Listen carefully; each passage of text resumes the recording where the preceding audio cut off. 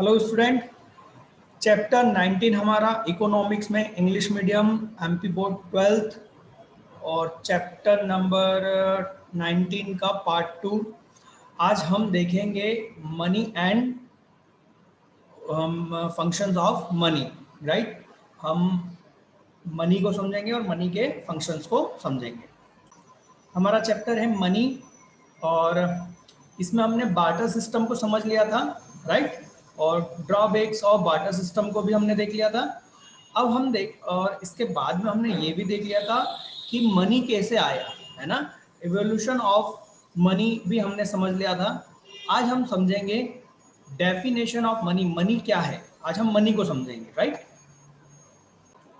ये आपके question bank में क्वेश्चन है, गवर्नमेंट ने जो इशू किया है। Meaning define the money. Right, तो मनी की दो तरीके से आप उसको डिफाइन कर सकते हो, एक लीगल डेफिनेशन और एक फंक्शनल। ठीक, हम इसकी लीगल डेफिनेशन को समझ रहे हैं। देखिए, सिंपल तरीके से समझिए कि मनी क्या है।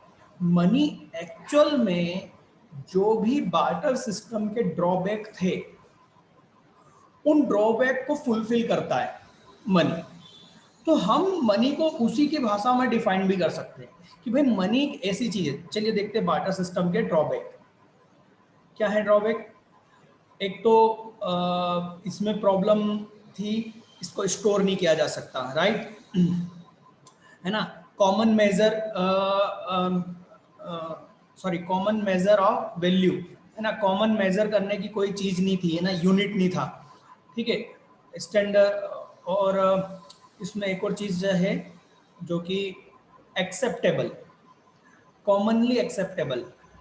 देखो, आज आपके हाथ में जो भी 10 का नोट है, 20 का नोट है, आप किसी भी व्यक्ति को दोगे। राइट, यदि आपको कोई सी चीज लेनी है, पेन लेनी है, 10 रुपए की पेन है, आप 10 का नोट दोगे जो कि हमारे गवर्नमेंट के जरिए जारी किया गया एक नोट है। राइट, आप वो 10 का नोट दोगे, वो ले लेगा। वो क्या मना करेगा? वो ये बोलेगा कि नहीं नहीं, ये 10 का नोट तो नहीं चलेगा भैया, हमको तो डॉलर में पेमेंट चाहिए। नहीं ना। तो कॉमन एक्सेप्टेबिलिटी उसमें अंदर होना चाहिए। मनी की सबसे बड़ी खासियत है कि वो क्या होनी चाहिए, एक्सेप्ट कॉमनली एक्सेप्टेबल। मतलब सभी, उस कंट्री के सभी लोग, है ना, रेसिडेंट्स उसको एक्सेप्ट करते हों। करना ही पड़ेगा क्योंकि गवर्नमेंट ने बोल रखा है। राइट, दूसरा, चलिए इसको अब थोड़ा सा डिफाइन करके देख लेते हैं ना। मैं आप समझाने के बजाय आपको रीड करके बता देता हूँ। According to this definition, money is anything, money कुछ है, which has the legal power, जिसके हाथ में क्या है, जो जिसके पास में क्या है, एक लीगल पावर है, कानूनी ताकत है। To act as a medium, कि कैसे काम करे, as a medium of exchange, exchange के रूप में, एक्सचेंज के मीडियम के रूप में काम करने का जिसके हाथ में क्या है, पावर है। जैसे कि 10 का नोट, आप उस पेन को खरीद सकते हो उस 10 रुपए का नोट देके, तो वो 10 रुपए का नोट मनी कहलाएगी। और उसमें एक लीगल पावर है, कानूनी ताकत दी है। इसने government of India, reserve Bank of India ने उसमें पावर दिया है कि इसको कोई भी लेने से मना नहीं कर सकता। तो लीगल पावर का मतलब हुआ कि कॉमनली एक्सेप्टेबल। राइट, हर व्यक्ति उसको एक्सेप्ट करेगा। दूसरा, मीडियम ऑफ एक्सचेंज का मतलब हुआ कि उस चीज को एक्सचेंज करने के लिए, उस पेन को हमको लेने के लिए जो जरिया है वो है 10 का नोट। राइट, एंड डिस्चार्ज डेप्ट, और अपनी जो जिम्मेदारी है, लाइबिलिटी है, उसको डिस्चार्ज किया जा सके। भाई 10 की पेन ली तो उसको वापस पे करने के लिए हमें उसको कुछ तो देना पड़ेगा, और वो जो देना है हमारी लाइबिलिटी है, डेप्थ है, उस डेप्थ को हम 10 रुपए के नोट के जरिए डिस्चार्ज कर देते हैं।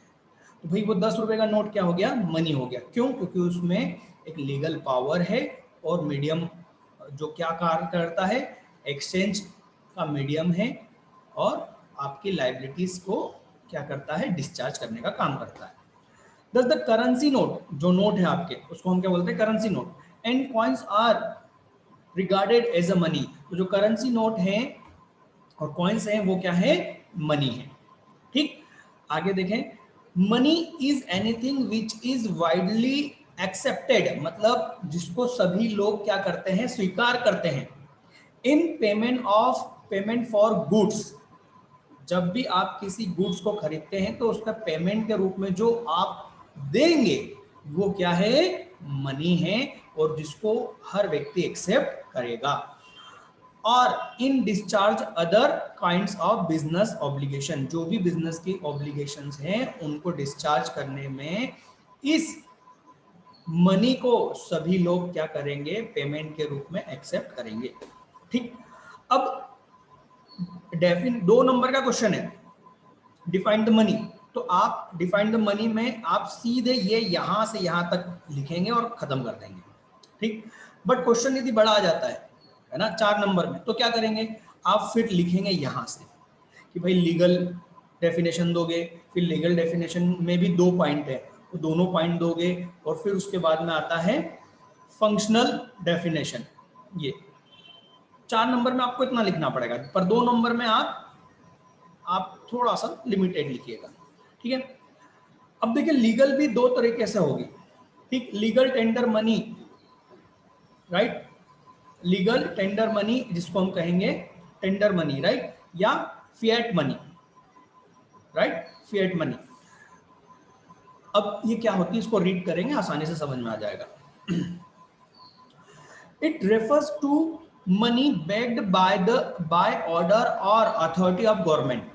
अरे बेग्ड का मतलब प्रिंट करना है ना, नोट को प्रिंट करना या बनाना, उसको हम बोलेंगे बेग्ड, राइट, बेकिंग बोलते हैं ना।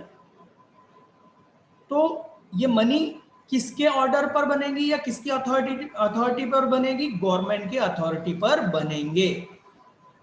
ठीक, उसको हम क्या बोलेंगे, लीगल टेंडर मनी या fiat money. Example, notes and coin, जो भी हमारे नोट्स एंड कॉइन हैं ये सभी क्या है, लीगल टेंडर मनी है। They do not have intrinsic value like gold and silver. कल का लेक्चर आपको याद होगा, राइट, फर्स्ट पार्ट जिसमें हमने बोला था कि गोल्ड की अपनी खुद की वैल्यू होती है ना, सिल्वर की अपनी खुद की वैल्यू होती है। वैसी value, intrinsic value in coins या नोट्स की नहीं होती। ठीक है, they are also called legal tender as they can't be refuse by any. इसे हम लीगल टेंडर मनी क्यों कहते हैं, because they can't be refuse by any citizen of country for settlement of any kind of transaction. मैंने अभी आपको कहा था मनी का सबसे पहला विशेषता ये है बेटा कि मनी को सभी लोग एक्सेप्ट करेंगे, कोई भी उसको डिनाई नहीं कर सकता कि भैया मैं ये नोट नहीं लूंगा, मुझे ये नोट पसंद नहीं है, ऐसा नहीं कर सकता, आपको लेना पड़ेगा। क्योंकि इंडियन गवर्नमेंट या किसी भी कंट्री की गवर्नमेंट उसको क्या देती है, लीगल पावर देती है कि आपको इसको एक्सेप्ट करना ही पड़ेगा। क्लियर, कोई भी सिटीजन उस कंट्री का उसको डिनाई नहीं कर सकता। Legal tender money is further classified. अब लीगल टेंडर मनी को भी आप 2 तरीके से क्लासिफाइड कर सकते हैं। एमसीक्यूज पूछा जाता है इसलिए समझा रहा हूं मैं। लिमिटेड लीगल टेंडर और अनलिमिटेड लीगल टेंडर। इसका मतलब है, लिमिटेड का मतलब जो बेटा एक का सिक्का है ना, उस एक के सिक्के को, कॉइन को लिमिटेड लीगल बोलेंगे। मतलब आपको किसी को पेमेंट करना है, राइट, मान लो आपको 1000 तक का पेमेंट करना है, आप एक एक के सिक्के में कर सकते हो और सामने वाला उसको मना नहीं करेगा। मना क्यों नहीं कर सकता, क्योंकि लीगल है, लीगल टेंडर मनी है। दूसरा, कहां तक का पेमेंट कर सकते हो, 1 रुपए में, एक एक के सिक्कों में आप मैक्सिमम 1000 तक का ही पेमेंट कर सकते हो। यदि आप 1100 का पेमेंट कर रहे हो तो व्यक्ति आपको मना कर देगा, वो बोलेगा कि 1000 के सिक्के तो मैं लेने के लिए तैयार हूं, और बाकी का मेरे को 1 से ऊपर के नोट में चाहिए, बिल्कुल बोल सकता है। क्यों, क्योंकि इस एक के कॉइन को कितना पावर मिला है मैक्सिमम पेमेंट करने का, उसके साथ में एक लिमिट लगा दी है 1000 का पेमेंट। 1000 रुपीज का पेमेंट आप कॉइन्स में कर सकते हो। क्लियर, और उसके ऊपर यदि पेमेंट करना है तो आप किसी भी नोट का यूज कर सकते हो एक के सिक्के को छोड़कर, और बाकी वो सारे सिक्के या बाकी वो सारे नोट जो कि 1 रुपए के नहीं हैं, वो सभी अनलिमिटेड लीगल टेंडर मनी कहलाते हैं। कितना ही पेमेंट कर सकते हो, कोई लिमिट नहीं है, और सामने वाला एक्सेप्ट करेगा, मना नहीं कर सकता। यही लीगल टेंडर की दो क्लासेस है, ठीक है। इसके बाद में आता है non legal tender money, right. ये याद रखना, ये सारे वर्ड एमसीक्यूज बनेंगे। नॉन लीगल का मतलब, ये देखिए, जैसे कि बैंक का डीडी सुना होगा, बैंक ड्राफ्ट सुना होगा, डीडी जिसको बोलते हैं, cheques, bills receivable, bills payable, ये सारे कौन से हैं? नॉन लीगल टेंडर मनी है। मींस गवर्नमेंट आपको ये नहीं दबाव डाल सकती कि आपको चेक में ही पेमेंट लेना है। आप यदि एक्सेप्ट करते हैं, जैसे मान लीजिए किसी ने मुझे चेक से पेमेंट देना चाहा, तो ये मेरे एक्सेप्टेबल, मेरी म्यूचुअल, हम दोनों की म्यूचुअल अंडरस्टैंडिंग पर डिपेंड करेगा कि मैं उससे चेक के रूप में वो पैसा लूं, वो पेमेंट लूं। यदि मेरे को लगता है कि नहीं, चेक में मेरे को पेमेंट नहीं चाहिए, तो मैं मना कर सकता हूं, मैं बोल दूंगा भैया मुझे तो कैश चाहिए, चेक नहीं चाहिए। क्यों? क्योंकि चेक को लीगल पावर नहीं मिला है, इसीलिए इसको कहा नॉन लीगल टेंडर। वैसे ही बैंक का ड्राफ्ट, जिसको हम बोलते हैं डीडी, बिल्स रिसेबल, ये सारे मनी तो हैं बट लीगल मनी नहीं है। मतलब कि कोई एक्सेप्ट करने वाला व्यक्ति यदि इसको एक्सेप्ट करने से मना कर दे, मतलब जिसको आप पेमेंट कर रहे हो वो यदि मना कर दे, तो आप उस पर दबाव नहीं डाल सकते। आप ये नहीं बोल सकते भैया ये भी मनी है, आपको लेना पड़ेगा, नहीं, वो मना कर सकता है। हाँ, यदि वो एक ले लेता है तो कोई दिक्कत नहीं, ये मनी है, वो नहीं लेता है तो ये मनी नहीं है, एक्सेप्ट करने पर डिपेंड करेगा, ठीक है। चलिए, सेकेंड है फंक्शनल डेफिनेशन। फंक्शनल डेफिनेशन का मतलब होता है, देखो दो डेफिनेशन दी है, कानून की नजर से, दूसरा कार्यात्मक, मतलब वो जो कार्य करता है उसकी नजर से उसकी डेफिनेशन। तो भाई वो जो कार्य करता है, मनी की जो खासियत है, मनी के जो कार्य हैं, वही एक लाइन में लिख दो तो उसकी डेफिनेशन हो गई। अब मनी क्या क्या करता है, देखो, money is anything that is generally acceptable, जिसको सभी लोग क्या करें, जनरली सामान्यतः से एक्सेप्ट करते हैं, एज अ एक्सचेंज, एक्सचेंज के रूप में, मीडिया के रूप में, and at the same time act as a measure. वो किसका काम करता है? चीज को मेजर करने का। हमने इसके पहले वाले वीडियो में समझ लिया है कि भाई कोई सी चीज कितने की है, ये हम कैसे पता करेंगे, उसको हम मेजर करते हैं मनी में, राइट। तो हम उसको मेजर कर सकते हैं, ठीक है। And as a store of value, और हम उसको स्टोर भी कर सकते हैं। देखो बार्टर सिस्टम में हमने देखा था कि उसको, बार्टर सिस्टम का ड्रॉबैक क्या था कि हम उसको स्टोर नहीं कर सकते, राइट। तो मनी क्या है, मनी को हम स्टोर कर सकते हैं, राइट। यहाँ पर हमारा फंक्शनल डेफिनेशन कंप्लीट हुआ। नाउ हम लोग अब देखेंगे function of money, right. Function of money, right. तो ये क्या आईएमपी क्वेश्चन है? बिल्कुल, क्वेश्चन बहुत आईएमपी है और आपकी क्वेश्चन बैंक में है ये, है ना। देखो मैं इसका हिंदी में अभी तो बता रहा हूँ, पर इंग्लिश में मैंने इनको ट्रांसलेट कर लिया। ये रहा, मुद्रा के कोई 4 कार्य बताइए, मतलब फंक्शन ऑफ मनी, राइट। तो प्राइमरी फंक्शन, अब देखो ये इसको अलग अलग क्लासेस बना गई है, प्राइमरी, सेकेंडरी, ठीक। तो आपको क्या करना है, और ये तीसरा ये, राइट, कंटिंजेंट जेंट फंक्शन। अब आप 4 नंबर में क्या लिखोगे? तो 4 नंबर में आप मीडिया ऑफ एक्सचेंज, ठीक, मेजर ऑफ वैल्यू, ठीक, फिर इसके बाद में कंटिन्यू 4 पॉइंट आप लिख देना, 4-5 पॉइंट लिख देना कंटिन्यू, ठीक है। तो प्राइमरी फंक्शन मेन फंक्शन कहा जाएगा मनी का। तो इसके 2 मेन फंक्शन है मनी के। First, media of exchange, and major of value, दो मेजर फंक्शन हैं। ठीक, देखते हैं क्या है। वैसे इसको समझाने की जरूरत नहीं है, मैं कब से पिछली लास्ट क्लास से और याली क्लास में यही समझाते आ रहा हूँ। मीडियम ऑफ एक्सचेंज, पैसा क्या करता है, किसी चीज को एक्सचेंज करने का एक मीडियम है। ठीक, इसको एक्सप्लेन नहीं करूंगा, कई बार समझा चुका हूँ। सेकंड, मेजर ऑफ वैल्यू, ये भी हम समझ चुके हैं, है ना। किसी चीज की क्या वैल्यू होगी उसको किस में मेजर किया जाता है, मनी में मेजर किया जाता है। बार्टर सिस्टम का सबसे बड़ा ड्रॉबैक यही था, जो मनी ने उसको फुलफिल किया, है ना, उस ड्रॉबैक को कंप्लीट कर दिया, मतलब खत्म कर दिया। ठीक, यहाँ पूरा लिखा हुआ है। सेकेंडरी फंक्शन है इसका स्टैंडर्ड ऑफ डिफर्ड पेमेंट। अब हमने ड्रॉबैक में समझा हुआ है, ये देखो ड्रॉबैक में हमने समझा हुआ है, ये रहा ड्रॉबैक्स ऑफ बार्टर सिस्टम में, है ना, lack of standard of deferred payment. तो उसी का उल्टा, मतलब इस ड्रॉबैक को खत्म कर दिया है किसने, मनी ने, और उसी को हमने सेकेंड फंक्शन माना है। ठीक है ना।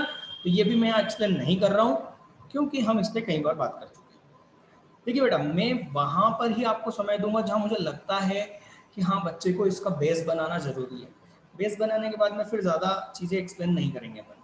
ठीक है, तो आप इसको रीड करके देखिए, आसान है। स्टोर ऑफ वैल्यू, ये भी कंप्लीट हो गया मेरे ख्याल से, है ना। ट्रांसफर ऑफ वैल्यू, आप इधर से उधर मनी को ले जा सकते हैं। बार्टर सिस्टम की प्रॉब्लम यही थी, है ना, आप इधर से उधर पेमेंट ले जाने में आपको प्रॉब्लम होती थी, तो मनी आपको परचेसिंग पावर, जैसे मान लो किसी को मुझे जैसे मैं इंदौर में और मेरे को भोपाल में किसी को पेमेंट भेजना है तो मैं उसको पैसा भेज सकता हूँ बैंकिंग थ्रू, बैंक के थ्रू, राइट, वही हो गया transfer of value. Contingent functions का मतलब होता है कुछ दूसरे कार्य, जैसे कि बेसिस ऑफ क्रेडिट। इसको समझ लेते हैं। In modern time credit has a vital role, मतलब महत्वपूर्ण रोल बनाता है in the economy. As at present credit is used as a money on the basis of money. Credit is like bank or financial institution create credit on the basis of money. Thus money is based on credit. समझ में कुछ नहीं आया होगा मुझे मालूम नहीं, इसको पॉइंट को हटा देना क्योंकि ज़्यादा समझने से जरूरत नहीं है, इसकी पॉइंट भी हटा देना।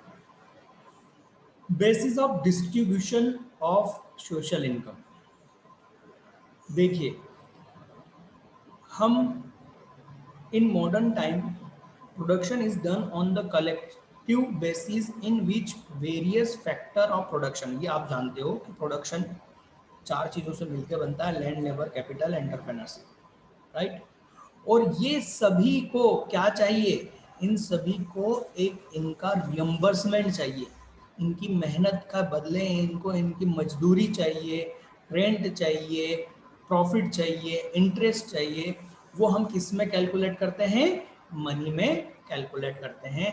तो मनी एक्चुअल में इनकी जो पारिश्रमिक, जिसको हम बोलेंगे रियम्बर्समेंट, को कैलकुलेट करने में हेल्प करता है। ठीक है, कि भाई किसको कितनी मजदूरी मिले, कितना किराया मिले, ये किस में मेजर हो रहा है, मनी में।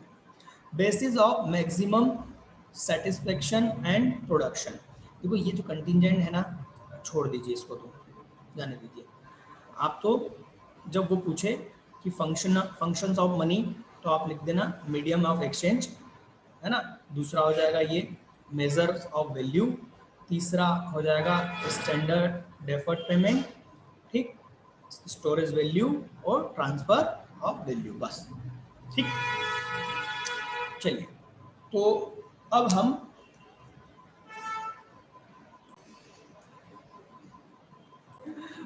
दूसरा जो आईएमपी क्वेश्चन है बेटा, वो है मेरिट्स ऑफ गुड मनी और मनी मटेरियल। मतलब जिस चीज से मनी बनती है वो मटेरियल या फिर एक अच्छी मनी की क्या खासियत है, क्या उसके गुण हैं, है ना। ये क्वेश्चन है बिल्कुल, ये देखिए ये रहा, एक अच्छी मुद्रा के आवश्यक गुणों को लिखिए। हिंदी में है, इंग्लिश में भी ट्रांसलेट हो चुके हैं, टेंशन मत लो, बस बता रहा हूं। तो एक अच्छी मनी या मनी का मटेरियल, दोनों का आंसर एक ही है। ठीक है, तो ये एक मनी की खासियत क्या है, एक अच्छी मनी किसको कहेंगे, जो जनरल एक्सेप्टेबिलिटी हो, मतलब जिसको हर व्यक्ति क्या करे, एक्सेप्ट करे, स्वीकार करे, राइट, हम बात कर चुके हैं इस बारे में। ड्यूरेबिलिटी मतलब कि वो खराब ना हो। याद करो बार्टर सिस्टम में हमने समझा था कि जैसे गाय को मनी के रूप में हमने देखा था, तो गाय को हम स्टोर करके रखेंगे तो धीरे धीरे वो क्या होगी, उसकी उम्र बढ़ती जाएगी। या कोई अनाज, ग्रेन्स को हम स्टोर करके रखेंगे तो धीरे धीरे वो क्या होगा, खत्म होता जाएगा। तो मनी ऐसी नहीं होना चाहिए जो जल्दी क्या हो जाए, पेरिसेबल, मतलब खत्म होने वाली चीज नहीं होना चाहिए ना। ड्यूरेबल होना चाहिए, मतलब लंबे समय तक टिकी रहे और जिसकी वैल्यू डाउन ना, राइट, उसकी वैल्यू में कोई डेप्रिसिएशन नहीं आना चाहिए, उसको हम बोलेंगे ड्यूरेबिलिटी। ठीक है, फिर थर्ड पॉइंट आता है portability. It should be it should be difficult to move large sum of money from one place to another. याद करो कमोडिटी मनी या बार्टर सिस्टम में गाय या बकरी या किसी अनाज को इधर से उधर ले जाने में प्रॉब्लम होती थी, ट्रांसफर करने में, राइट। ये वही पॉइंट है कि मनी की खासियत क्या है कि वो ट्रांसफरेबल होना चाहिए। पोर्टेबिलिटी मतलब इधर से उधर मूवेबल होना चाहिए। तो आप जानते हो आपके जो करेंसी नोट हैं इजीली मूवेबल है, आप एक बैग में ले जा सकते हो उधर से उधर, right. Good money not be too heavy to carry from one place to another place to place. ठीक है, इस पॉइंट की जगह आप लिख सकते हो इजी आइडेंटिफाई, ये हेडिंग डाल देना इजी आइडेंटिफाई, है ना, ये थोड़ा सा टफ वर्ड हो जाएगा। तो करेंसी कैसी होना चाहिए, ऐसी होना चाहिए जिसको आप आसानी से पहचान सको। आप अपने 10 के नोट का आसान से पहचान सकते हो ना, 20 के नोट को आसानी से पहचान सकते हो ना, 500 के नोट को आसानी से पहचान सकते हो ना कि ये नकली है कि असली है, राइट। तो मनी आसानी से पहचानने लायक होना चाहिए, डिफरेंशिएट किया जा सके, उसकी तुलना आराम से, उसका अंतर निकाला जा सके कि यार ये नकली है और ये असली है। ठीक है, डिविजिबिलिटी एंड होमोजेनिटी मतलब कि सभी करेंसी एक जैसी होना चाहिए। आप सोचो 10 के नोट सभी एक जैसे आएंगे, कोई अलग नहीं आएगा, राइट, तभी तो आप उसको आसानी से पहचान पाओगे। यदि हर नोट अलग जैसा अलग होगा तो आपको उसको पहचानने में समस्या आएगी। होमोजेनिटी का मतलब होता है एक रूपता, एक जैसा। तो मनी कैसी होनी चाहिए, एक जैसी होनी चाहिए। और कैसी होना चाहिए, जिसको हम डिविजिबल कर सके। याद करो बार्टर सिस्टम इसलिए समझाया था कि वो समझ लिया तो ये समझना आसान है। हम गाय को आधा करके नहीं दे सकते थे, हमने उसमें कहा था। तो मनी में ऐसा कर सकते हैं, जैसे आपने 50 रुपए की कोई चीज ली, आपके पास में 100 का नोट है, आप सामने वाले को 100 रुपए का नोट दोगे, वो आपको 50 वापस दे देगा। ये क्या हो गया, डिविजिबिलिटी, आधा करना, उसको डिवाइड करना, राइट। तो मनी को आसानी से डिवाइड किया जा सकता है। स्टेबिलिटी ऑफ, ये ऑफ वैल्यू है ना, स्टेबिलिटी ऑफ वैल्यू का मतलब वही है कि मैंने कहा था गाय की उम्र बढ़ती जाएगी, अनाज खत्म होता जाएगा, उसकी वैल्यू डाउन होती जाएगी, डेप्रिशिएट हो जाएगी। बट मनी, नोट आप उसको 10 साल तक भी वैसा रखोगे तो वो 10 रुपए में ही चलेगा, 10 रुपए का नोट, राइट। बस नोटबंदी ना हो जाए है ना। तो स्टेबिलिटी ऑफ वैल्यू, उसकी जो वैल्यू है वो उतनी ही होना चाहिए, कम नहीं होना चाहिए। ठीक है, इंपॉर्टेंस ऑफ मनी, बिल्कुल ये भी एक आईएमपी क्वेश्चन है। इंपॉर्टेंस ऑफ मनी ये दिखा देता हूं मैं आपको,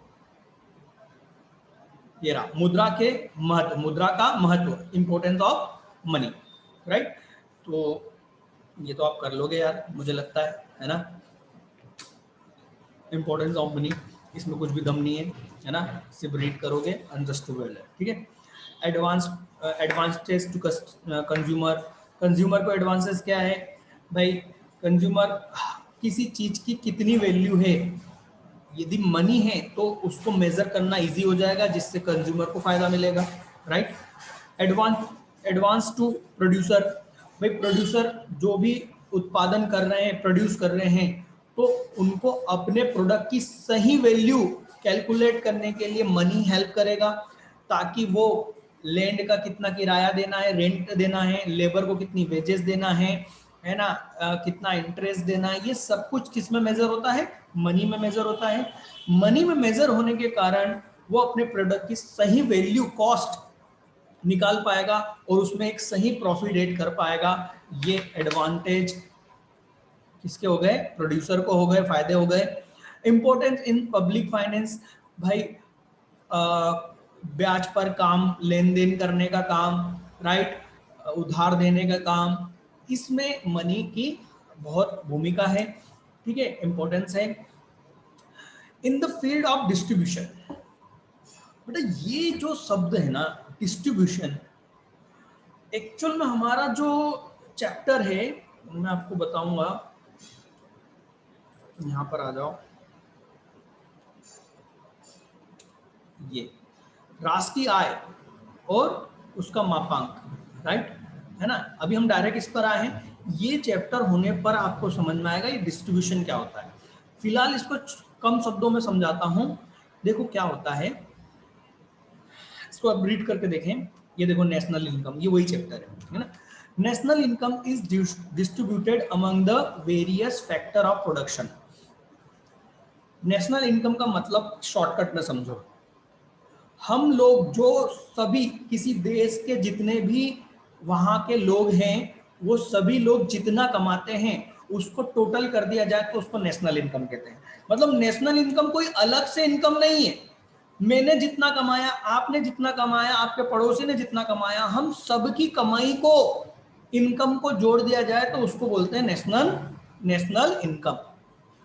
तो नेशनल इनकम का जो डिस्ट्रीब्यूशन होता है उसमें मनी बहुत हेल्पफुल होती है। अब उसका डिस्ट्रीब्यूशन मतलब वही बेटा कि मैंने यदि किसी को जमीन किराए पर दी है तो मुझे रेंट मिलेगा, राइट। मैंने कहीं काम करा है तो मुझे वेजेस मिलेगी, मैंने किसी को ब्याज पर पैसा दिया है तो मुझे इंटरेस्ट मिलेगा, राइट। यदि मैंने कोई फैक्ट्री करी है तो मुझे प्रॉफिट मिलेगा। ये सब किस में होता है, मनी में होता है। और इन सब की कमाई का टोटल नेशनल इनकम बोलते हैं।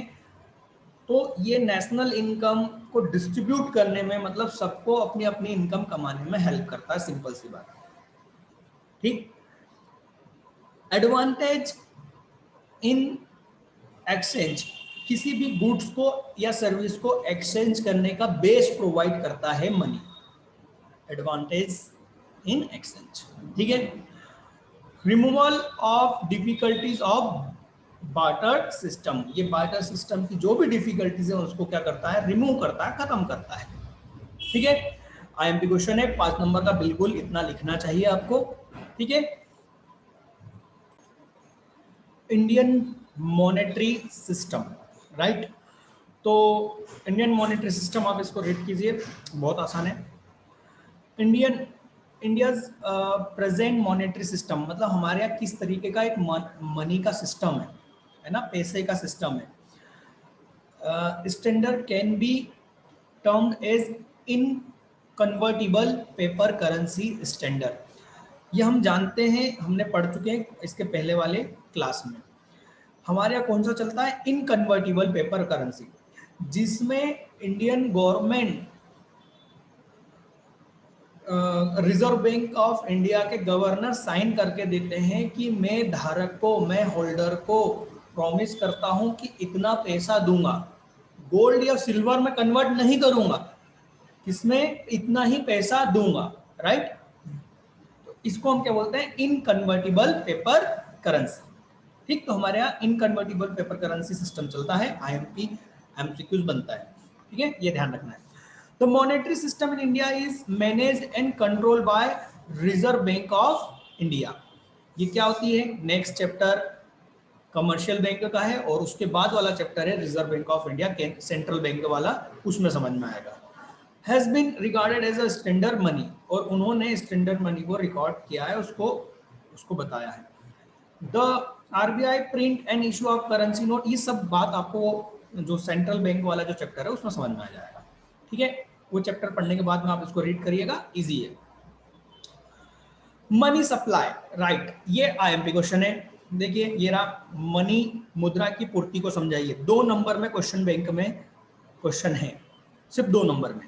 ठीक, तो आप 2 नंबर में कितना लिखेंगे, है ना, मनी सप्लाई, राइट। 2 नंबर में आप इतना लिख सकते हैं आप चाहें। अब मनी सप्लाई का मतलब क्या होता है?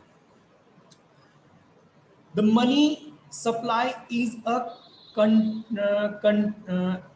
The money supply in a country, किसी कंट्री में मनी का सप्लाई किसे कहेंगे? Means the total stock of money in circulation. भाई जितना भी हमारे भारत देश में करेंसी घूम रही है सिक्के और नोट के रूप में, उस जो सर्कुलेशन, सर्कुलेशन मतलब घूम रही है ना, जितना भी स्टॉक हमारे पास में है उसको हम क्या बोलेंगे? Money supply. ठीक, अब ध्यान से देखना, money supply takes into account only that stock of money which is held by the public in a spendable form। इसका मतलब है कि मेरे पास में कुछ पैसा रखा हुआ है, मेरे घर में पैसा रखा हुआ है, मेरी बैंक में मेरा पैसा रखा हुआ है, जो कि मैंने खर्च करने के लिए रखा है। याद करो, मेरे इनकम का कुछ हिस्सा मैं बचा कर रख लेता हूं जिससे मैं खर्च करना नहीं चाहता। ठीक, दूसरा पैसा जो कि मैं खर्च करने के लिए तैयार है, खर्चे के रूप में तैयार है,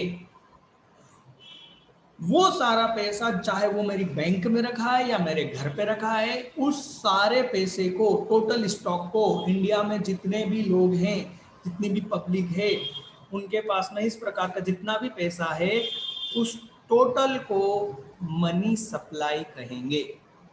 ठीक है, cash balance held by the central government, वो सेंट्रल गवर्नमेंट या स्टेट गवर्नमेंट के पास में कुछ पैसा होगा, राइट, सेंट्रल गवर्नमेंट के पास में कुछ पैसा होगा, उसको हम नहीं कैलकुलेट करेंगे, उसको हम मनी सप्लाई नहीं मानेंगे। क्यों? क्योंकि डेफिनेशन में क्या कहा गया है? पब्लिक के पास पैसा, और गवर्नमेंट पब्लिक नहीं है, बात को समझो। तो गवर्नमेंट के पास जो पैसा है वो पैसा इसमें इंक्लूड नहीं करना है। The cash balance held by central government, central bank, central government के पास, सेंट्रल बैंक के पास। अब सेंट्रल बैंक क्या होती है ये चैप्टर है, वहां समझ में आएगा। और द कमर्शियल बैंक, जो कि नॉर्मल कोई भी बैंक होती है। ठीक, कमर्शियल बैंक नेक्स्ट चैप्टर है हमारा, उसके बाद हमारा सेंट्रल बैंक है। Are not a part of supply, money supply, since they are not in circulation in the country. उनके पास रखे हुआ पैसे को हम ये नहीं मानते कि वो सप्लाई है, क्योंकि उसको सर्कुलेशन में नहीं माना जाएगा। The money supply is in a country compresses 2 item, मतलब 2 चीजें आएगी इसमें। Currency, currency means coins and paper note, and deposits. कौन से डिपॉजिट? जो कि बैंक में डिपॉजिट्स हैं। कहीं पर भी जमा पैसा जो कैसा है? जो डिमांड डिपॉजिट है, विड्रॉल बाय चेक। मेरी बैंक में ऐसा पैसा जिसको मैं जाकर अपनी बैंक से पैसा निकाल सकता हूं जब भी मैं डिमांड करूं। डिमांड डिपॉजिट का मतलब होता है मेरी डिमांड पर मुझे वापस पैसा दे दो, उसको बोलते हैं डिमांड डिपॉजिट। एक छोटा बच्चा जब उसके घर में कोई मेहमान आते हैं तो उसको जो भी 50 का नोट, 10 का नोट मिलता है वो अपनी मम्मी पापा के पास में जमा करवा देता है। क्या बोल के? मेरे को लगेगा तो दे देना, मतलब मेरी डिमांड पे मुझे दे देना, उसको हम बोलेंगे डिमांड डिपॉजिट। ऐसा ही हम हमारा पैसा बैंक में भी जमा करते हैं, उसको हम बोलेंगे डिमांड डिपॉजिट। और कुछ पैसे ऐसे जमा करते हैं हम जो हमारी डिमांड पर हमें नहीं मिलते, राइट। वो पैसे को सप्लाई, मनी सप्लाई में कैलकुलेट नहीं किया जाएगा, कंसीडर नहीं किया जाएगा। तो भाई सिंपल सी बात है, मनी सप्लाई में क्या होगा सर? पूरी बात को मैं कुछ लाइन में कंप्लीट कर रहा हूं।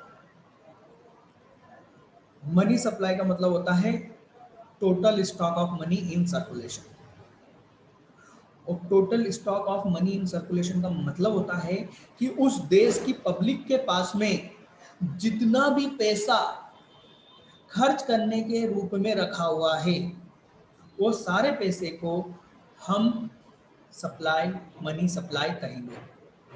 और इसको खोलें तो मनी सप्लाई का मतलब अब ये हो जाएगा वो सारा पैसा जो करेंसी, नोट या सिक्के के रूप में सर्कुलेशन में है, दूसरा जो डिपॉजिट्स के रूप में जमा है, पर ऐसा डिपॉजिट जो कि डिमांड पर विड्रॉल किया जा सके। ठीक।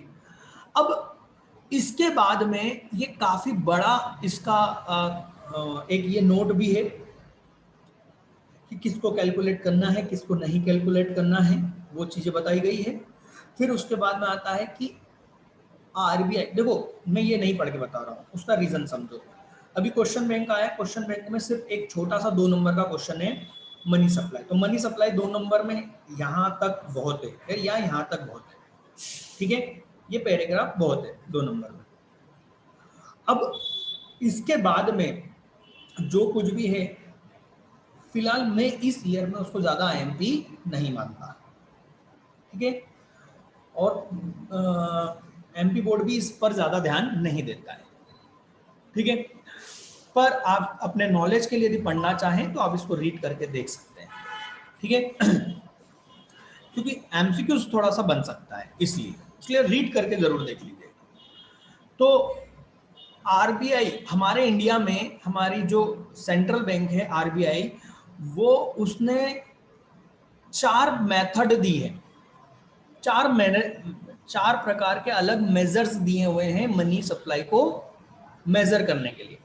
मतलब आप हमारी कंट्री में, इंडिया में जानना चाहते हो कि इंडिया में कितना मनी सप्लाई है, तो उसकी 4 अलग अलग अप्रोचेस है, मतलब कि एक अलग अलग व्यू है। तीनों में आंसर अलग आएगा, चारों में आंसर अलग आएगा। जैसे पहला कहलाएगा M1, क्या कहलाएगा M1, तो M1 में क्या क्या है। फिर दूसरा कहलाएगा M2, तो M2 क्या क्या लेता है। फिर तीसरा आएगा M3, तो M3 क्या क्या मानता है, M4 क्या क्या मानता है। आपने पहले पढ़ा होगा कि फलाना राइटर की अलग राय है, फिर उस राइटर की, उस वैज्ञानिक की अलग राय है, अलग अलग मत है। वैसे ये अलग अलग 4 अप्रोचेस है, पॉइंट ऑफ व्यू है, ठीक। M1 में वो C plus DD plus OD को काउंट करता है। सी का मतलब क्या हुआ, करेंसी, कॉइन्स, पेपर नोट को हम क्या बोलेंगे, जो किसके पास में है, पब्लिक के पास में, उसको हम बोलेंगे सी। डीडी का मतलब हुआ refers to the demand deposit with the of the public with the commercial bank. ये जो 2 पॉइंट हैं, ये सी हो गया और ये डीडी हो गया, जो भी मैंने समझाए थे, ठीक। उसके बाद में आया ओडी, तो ओडी में क्या क्या इंक्लूड है, ये इंक्लूड है, ठीक। और ओडी में क्या इंक्लूड नहीं है। तो ऐसे 3 चीजों को जोड़ोगे, सी डी डी ओडी, तो क्या बनेगा M1, ठीक है। ज्यादा टेंशन मत लो, सिर्फ बता रहा हूं। एमपी बोर्ड में शायद ही आए, है ना के बराबर चांसेस है। आप इसको इग्नोर भी कर सकते हो, पर थोड़ा सा समझ लो, क्योंकि एमसीक्यूज पूछा जाएगा, पूछ सकता है कि M1 में क्या क्या आता है, तो आप लिखोगे सी डी डी ओडी, ठीक है। अब देखो M2 में क्या आता है, तो M2 बोलता है कि आप क्या करो, M1 ले लो और उसमें जोड़ दो savings of public with post office. आपको मालूम होगा पोस्ट ऑफिस में हम लोग अपने अकाउंट खुलवा सकते हैं और वहां पर भी हमारा पैसा जमा करवा सकते हैं, राइट। तो M1 तो ले लो, M1 की तीनों चीजें ले लो, प्लस उसमें क्या जोड़ दो, savings of people with the post office. तो जो अमाउंट आएगा उसको हम बोलेंगे कि हमारे इंडिया में इतनी मनी सप्लाई है एज पर M2। M2 के अनुसार अलग आंसर आएगा, M1 के अनुसार अलग आंसर आएगा, M3 के अनुसार अलग आएगा। अब M3 क्या बोलता है, M3 बोलता है कि आप एक काम करो, M1 ले लो और उसके साथ में net time deposit with the commercial bank, sir ये क्या होता है? अरे एफडी सुना है आपने, फिक्स डिपॉजिट, उसी की बात हो रही है ये। टाइम डिपॉजिट, एक समय के आधार पर जमा कर देना कमर्शियल बैंक में। तो हम कह सकते हैं सर M3 और M2 में अंतर किस चीज का है? तो देखो आप यहाँ पर M2 में M1 आता है, M3 में भी M1 आता है, पर M2 में हम सेविंग्स, हम डिपॉजिट्स ले रहे हैं किसमें? पब्लिक का डिपॉजिट किसके पास में? पोस्ट ऑफिस में। जबकि M3 में हम ये नहीं लेके हम क्या ले रहे हैं? कमर्शियल बैंक में एफडी को ले रहे हैं। ये अंतर है, ये अंतर है, डिफरेंस, ठीक, ये याद होना जरूरी। M4 में क्या आ रहा है? M4 में उसने सही मायने में देखा जाए ना तो उसने M3 और M2 को मिक्स कर दिया और क्या बना दिया? M4। देखो जरा, M4 ने बोला कि M3 ले लो, मतलब आप M1 ले लो और FD ले लो, ठीक। अब M2 में क्या बच रहा था? सिर्फ M3 और M2 में डिफरेंस किस चीज का है? इस चीज का ना, तो उसने बोला इसको भी ले लो। ये देखो, तो M4 M2 और M3 का मिक्स है। मैं जानता हूं आपको ज्यादा समझ में नहीं आ रहा होगा, मैं मानता हूं, क्योंकि यहां पर इतना MP बोर्ड में इतना IMP टॉपिक नहीं है जिससे मैं ज्यादा टाइम दूं। मैं शॉर्टकट में समझा रहा हूं, इस वजह से आपको ज्यादा अच्छे से समझ में नहीं आ रहा होगा। दोबारा इसी पॉइंट को फिर से समझिएगा जो मैंने अभी एक्सप्लेन करा, इजी है, और एक बार रीड करके देख लीजिएगा, ठीक। जो जो बात मैंने बोली ध्यान रखने की, वो ध्यान रखना है कि भाई M4 कहाँ से बनेगा? M3 प्लस इससे, M3 कहाँ से बनेगा? इससे। ये पॉइंट जरूर याद रखना है आपको, ठीक है। इसके अलावा एक और क्वेश्चन आता है, जैसे ये मनी सप्लाई है वैसे ही मनी की डिमांड भी होती है, ठीक। फिलहाल मेरे नोट्स में अभी मैंने उसको इंक्लूड नहीं कर पाया था मैं, है ना। ये रहा मुद्रा की मांग, डिमांड, ठीक। 2 नंबर का ही क्वेश्चन है। ये जो मैं क्वेश्चन ट्रांसलेट कर रहा हूँ, ये जो क्वेश्चन बैंक में जो हिंदी में दिए गए हैं, इनको मैं ट्रांसलेट करके आपको इंग्लिश में बस बहुत ही जल्दी देने वाला हूँ बेटा। एक्चुअल में उसमें बहुत टाइम लग रहा है ना, और बहुत अच्छे में दूंगा, ठीक है ना, टेंशन नहीं लेना। बस 1 या 2 दिन हद हो गए, है ना, आ जाएंगे। तो उसमें मैंने मनी की जो डिमांड है उसमें मैंने वो आंसर दिया हुआ है। जी हाँ, जो क्वेश्चंस मेरे नोट्स में छूट रहे हैं, आंसर छूट रहे हैं, नहीं आए हैं, वो सारे उस लिस्ट में क्वेश्चन के साथ में आंसर आपको मिल जाएंगे जो मेरे नोट्स में कवर नहीं हो पाए, ठीक है। तो वो वहां पर आपको मैं एक्सप्लेन कर दूंगा, इजी है, ठीक है। तो मैं मानता हूं यहाँ पर हमारा ये चैप्टर कंप्लीट होता है। स्टैंडर्ड मनी, टोकन मनी में डिफरेंस बिल्कुल आपको करना चाहिए। क्वेश्चन बैंक में नहीं है पर आपको करना ही चाहिए। मेटेलिक मनी और पेपर मनी में भी डिफरेंस को आपको करना ही चाहिए। जैसे कि मैंने कहा कि क्वेश्चन बैंक 100% गारंटी नहीं है कि इसी में से आए। हाँ, ऐसा कह रहे हैं कि 70, 80, 90, तो गारंटी नहीं है, इसलिए हमको बाकी की चीजें भी करनी पड़ेगी जो क्वेश्चन बैंक के बाहर है और IMP, तो वो मैं आपको बताते चल रहा हूँ, ठीक है। और एक IMP लिस्ट भी हम दे देंगे, ठीक है। तो अभी तो फिलहाल आप ये कंप्लीट कीजिए, ठीक है। चलिए मिलते हैं नेक्स्ट क्लास में। अब नेक्स्ट क्लास हमारी चैप्टर होगा 20, जो कि होगा कमर्शियल बैंक के बारे में, ठीक है। तो इस क्लास के लिए इस चैप्टर में इतना ही।